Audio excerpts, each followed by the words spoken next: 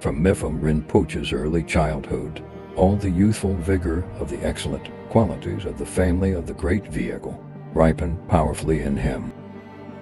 For as the Regent Maitreya has said, compassion, aspiration, patience, conduct excellently virtuous to have these qualities before they have been taught, reveals that one is of the lineage. He possessed quite naturally an incomparable intelligence, and among many other qualities he had faith, compassion, and a determination to leave samsara. Until all his first teeth were grown, he possessed a clear, unforgetting memory of his previous life.